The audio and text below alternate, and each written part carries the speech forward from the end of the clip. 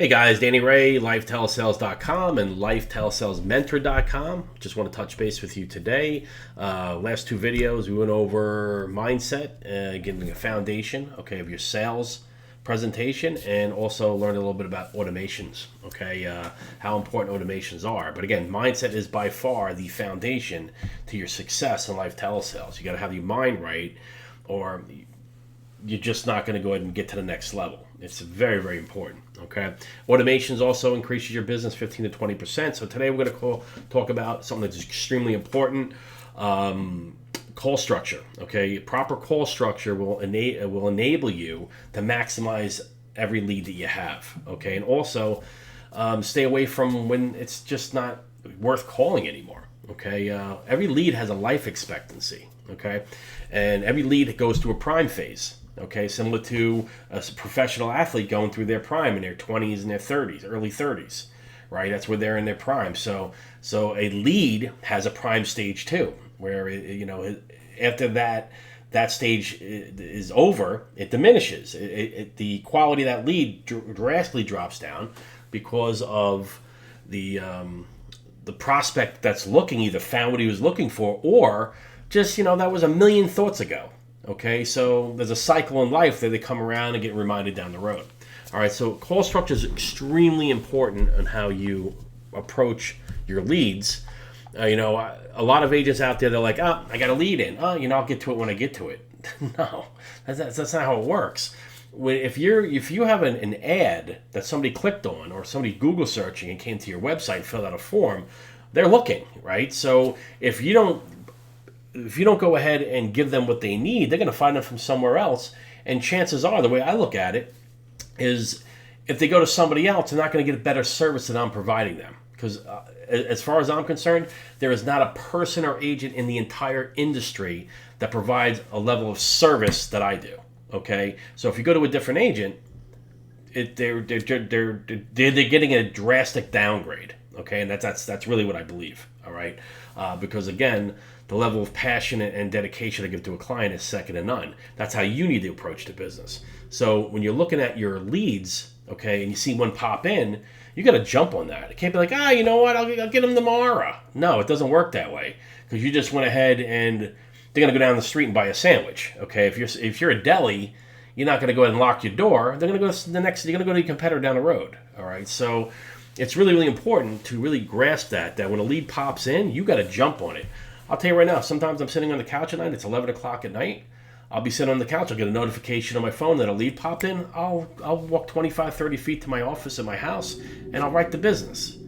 All right, that's the kind of level you need to be at, where you just maximize every single lead that comes in, So we're going to focus on call structure, how to maximize a lead without exhausting it. All right, so again, when a lead pops in, as a telesales agent now, all right, the way I do it, is there's a specific amount of calls I make the first day, the second day, the third day, and there usually isn't a fourth or fifth day, I'm on top of my leads. Again, I'm not sitting there I'm not one of those agents that sit there, I got nothing to do, let me go after those leads. I got my automations taking care of that. The nurturing, the emails and text messages that go out. And now with AI, with Joshua Searing, with the AI agent and conversational AI being implemented, all right, I have automatic follow-ups, I have automatic appointment setters, and this is all my AI agent, So again, I even have them set up to do risk assessments to call the clients, So I don't need to do that. I can focus on new business, new leads that pop in, all right? So you'll never see me sitting on a Saturday afternoon going, all right, I'm just going to call these leads. Remember, I'm focusing on the 3, 4, 5 people I'm trying to get on the phone today. Again, if I make 100 phone calls, a day, or 150 or 75, whatever my lead flow enables me to do, based off the call structure, I'm looking for 3, 4, 5 people that I want to do business with, not the other way around. I'm going ahead and shaking the tree, letting the dead leaves fall out. I'm getting rid of the tire kickers. I'm getting rid of all the people that most agents would take to the mat and get a interest-free loan and get a chargeback 2 months later. That's not how I write business. I want to do business with people that I choose to do business with. All right, not the other way around. I'm doing them a favor. You have to approach this business like that. I'm doing them the favor. They're not doing me the favor. All right. I tell clients all the time, listen, you know what? Are you serious about this? You're kicking ties, you're window shopping. What do you want to do? I got 37 other people to speak to today. All right. I'm going to write 5 to 10 policies today. You going to be a part of that or not? I'm really that direct on the phone. Okay. It's funny how when you take things away, the giveaway takeaway clause works like a charm. But again, you really have to, maximize every single lead that you call, okay? And again, have automations in place. So maximize a lead without exhausting it, okay? Which call will have the highest contact ratio, okay? Now, I'm going to focus on this a brief moment because I worked for an agency years ago, okay, largest agency in the country that had $100 to $150 million marketing budget. Okay, none of us independent agents have that, obviously. Okay, not many successful agencies have that. Okay, and I can name a few that don't spend that much money on marketing. All right, so it's very, very important to know which lead is a waste of time. Now, this agency used to physically take the call out of the dialer after a certain call. Okay, and there's a reason for that. Okay, so the metrics I'm going to use right now is based off of that metric. Okay, why this agency that spent over $100 million a year in marketing is taking a lead out of the dialer after the 5th call, after the 3rd day. There's a reason for that. Okay, how many times should you efficiently call a lead? All right, when should you not call a lead? All right, so I'm going to base everything off that. And anybody that spends over $100 million in marketing knows what the hell they're talking about. All right. So basic call structure is very important because when a lead pops in, you got to call that. You got to call that lead immediately. Okay. And then how I do it, I call them, again an hour later, hour to hour and a half later, depending on my lead flow and if I'm writing business.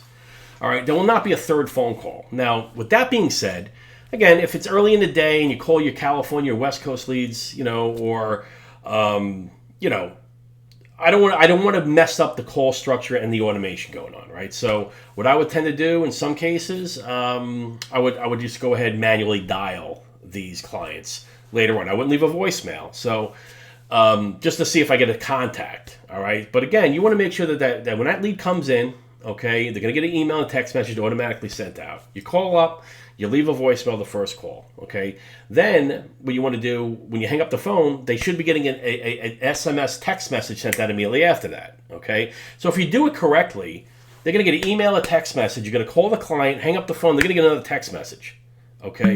And then within an hour, 60 to 90 minutes later, you're going to call them again. That time, you don't leave a voicemail, okay? And then when you hang up, that should show up when you dial the next day, okay? And they should automatically get an email after that. All right, that's it. That's done for that lead for the day. I'm not one of those guys that will call a lead 5 or 6 or 7 times in a day. That is so desperate. That is so desperation. The client sniffs it out. They're not going to talk to you, and they're just not going to have respect for you. All right, so those guys out there that triple tap and do all that stuff, I don't do that. Okay, some agents do it. They're successful, but in my opinion, I put myself in the client's shoes. Okay, and I said, would I enjoy this? Would I want my phone to be blowing up the whole day? No, I don't think so. So I don't do that. Second day, I call the client twice, and the 3rd day is one time they go into a nurture drip. There will not be a 6th call made. Okay, I do not call a client after the 5th time. Now, the proper call schedule is you call 2 the first day, 2 the second day, and then on the 3rd day you call them once. Then it's a closed file email, it's a closed file text message, and I leave a voicemail saying, listen, I'm closing your file. Okay, wish you the best of luck. I fire them, really. That's what I do. All right. You'd be amazed under that closed file email. It sparks action. All right. But again, there will not be a call 6. I put them in a nurture, possibly have an AI agent or conversational AI agent go ahead and call and go ahead and do that. Okay. So again, I focus on new leads specifically. I let my automations and my AI take care of the rest behind the scenes. All right. And again, I'm looking for the people I want to speak to. So even if the AI agent or the nurture campaigns and everything else, they'll fill out a form. Those are the persons I want to speak to. AI agent will, whether it's a appointment setter or it's a direct transfer, okay, a risk assessment, My AI agent goes in and does a risk assessment and gets them all to answer all the questions before they transfer me, or they get a voicemail. Okay, and that transcript of that call is sent to my CRM. All right, where I can see the answers to the questions asked by the AI agent. Okay, in this case, it's Scarlett. That's what we call her. All right, so really, really important. All right, so again, you got to have your proper call structure, guys. You can't, a life expectancy after 5 days, that's it. The way we live in this world with technology and just attention deficit that we have now because all this technology, client barely will remember making an inquiry. Okay, 5 days later. Okay, in some cases anyway. But again, you got to have your mindset right. You have to have your automations in place. You have to have proper call structure.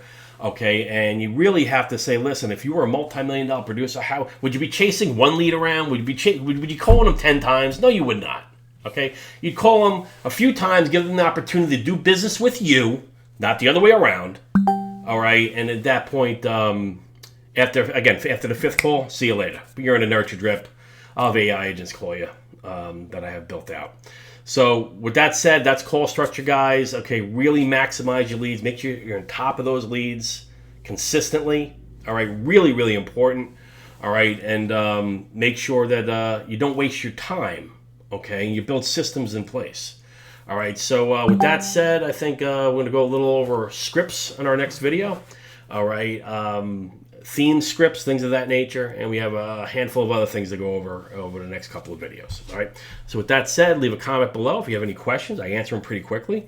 All right, and again, this channel is all about helping telesales life insurance agents succeed in a very simplistic way, okay, and really making your life more efficient, simplistic when you approach this business. This is what this channel is all about. All right, so again, any comments whatsoever, you have any questions, go ahead and answer below, and I'll talk to you soon.